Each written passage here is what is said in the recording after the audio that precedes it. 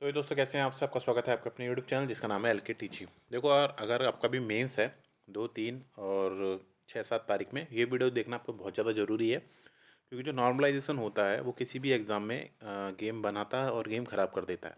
ठीक है, और अगर आपका इन फ्यूचर भी एसएससी के एग्ज़ाम देने वाले हो, सीएचएसएल है या एमटीएस है और सीजीएल 2023 है, तो ये वीडियो बहुत ज़्यादा इंपॉर्टेंट होने वाला है। ठीक है, सबसे ज़्यादा इंपॉर्टेंट तो फिलहाल अभी जो मेंस देने वाले हैं उनके लिए इंपॉर्टेंट है, जिनका एग्ज़ाम आने वाले हफ्ते में है। देखो, बात करते हैं एसएससी की नॉर्मलाइजेशन के ऊपर। तो एक चीज़ समझो आप, अगर तो आपका एग्ज़ाम कल है शिफ्ट में, जो कि 2 तारीख को है, तो जो पहली शिफ्ट होती है मोस्टली जो किसी भी एग्ज़ाम की, और जिस हिसाब से नॉर्मलाइजेशन होता है, तो अभी मान के चलो उस शिफ्ट में फ़ायदा होता ही होता है।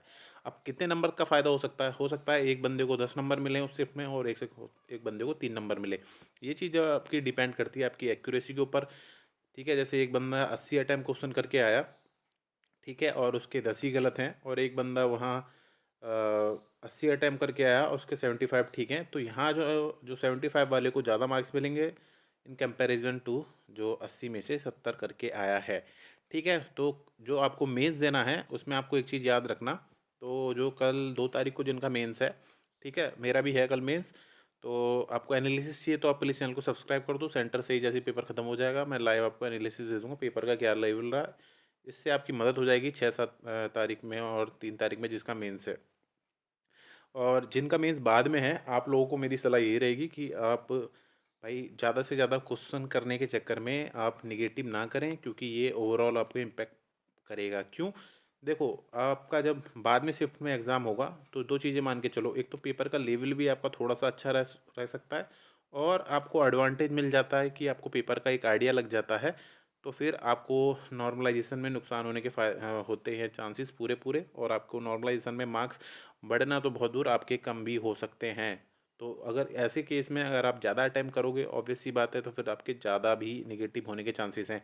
आपको बस वही क्वेश्चन अटैम्प्ट करने हैं जो आपको 100% या 50%, ठीक है, 50% और 100% वाले ही क्वेश्चन करने हैं, जिनका एग्ज़ाम 3, 6, 7 और तारीख में है। कल जिसका एग्ज़ाम है वो थोड़ा सा लेवरेज ले सकते हैं कि वो 75% वाले क्वेश्चन तक भी मार सकते हैं, मगर अगर ऐसे आपने 3 ऑप्शन में भी डाउट है तब भी आप मार सकते हो। वो आपका कहीं ना कहीं सेटल हो जाएगा नॉर्मलाइजेशन में। और इन केस आपने 70 मतलब तीनों क्वेश्चन में डाउट, ऑप्शन में डाउट था, वो क्वेश्चन मार दिया और वो भी ठीक हो गया, और आपका नॉर्मलाइजेशन में तो आपको फ़ायदा होना ही है 2 तारीख वालों को, तो वो आपको बहुत ज़्यादा एक सरप्लस एडवांटेज हो जाएगा आपकी मेरिट के लिए। ठीक है, तो ये चीज़ें आपके साथ डिस्कस करनी थी। और जो मेरे प्री में 3 नंबर का फ़ायदा हुआ नॉर्मलाइजेशन में, ठीक है, क्योंकि मेरा 1 दिसंबर को पेपर था। अब ये पेपर 1 दिसंबर को कितना भी इजी हो जाए, कितना भी हार्ड हो जाए, और हार्ड होगा तो ऑब्वियस सी बात है फ़ायदा ज़्यादा ही मिलेगा। पर एक चीज़ आप दिमाग में डाल के गांठ बांध लेना कि कोई भी एग्ज़ाम अगर पहले दिन होता है तो उन बच्चों को नॉर्मलाइजेशन में फ़ायदा मिलता ही मिलता है। तो ये बात हमेशा मेरी यहाँ ध्यान रखना, चाहे आप एसएससी का कोई भी एग्ज़ाम दो, चाहे रेलवे का एग्ज़ाम दो, खासकर एसएससी में तो ये देखा ही गया है, फिर चाहे पेपर का लेवल कुछ भी हो। ठीक है, तो आई होप ये चीज़ें आपको समझ में आ गई होंगी। तो जिनका एग्ज़ाम कल है वो थोड़ा सा मतलब 3 ऑप्शन में भी मार सकते हैं, डाउट है, बट तीन के कल के बाद जिनका भी एग्ज़ाम है मेंस का एसएससी सीजीएल 2022, वो प्लीज़ 3 ऑप्शन में भी तुक्का मारने की कोशिश ना करें। अगर 2 ऑप्शन में डाउट है तो 50% वाले पे चांस लें और 100 वाले क्वेश्चन अटैम्प्ट करें, क्योंकि उनको आगे नॉर्मलाइजेशन में नुकसान होने के पूरे पूरे चांसेस हैं। और तुक्के नहीं मारने हैं, जितने अटैम्प्ट करने आते हैं उतने ही करो। ठीक है, और ये चीज़ बहुत देखी जाती है कि आपके अगर नेगेटिव जब ज़्यादा हो जाते हैं तो एसएससी वहाँ उस केस में भी नंबर आपको नहीं देगा। ये बात आप मेरी याद रख लेना। मैंने बहुत सारे स्कोर कार्ड एनालिसिस कर ली है, मैं इसलिए बोल रहा था एक बार स्कोर कार्ड आ जाएगा तो आइडिया लग जाएगा कि जो पैटर्न फॉलो करा है एसएससी ने प्री में, वो सेम पैटर्न ही फॉलो होगा नॉर्मलाइजेशन के अंदर इन द मेंस। ठीक है, आई होप सारी बातें समझ में आ गई होंगी मैं क्या कहना चाह रहा हूँ। ठीक है, अच्छे से एग्ज़ाम देना, डरने की कोई ज़रूरत नहीं है भाई। कोई हुआ नहीं है, 30-30 क्वेश्चन ही करने हैं, 30 मैथ, 30 रीजनिंग के, 45 इंग्लिश के, है ना।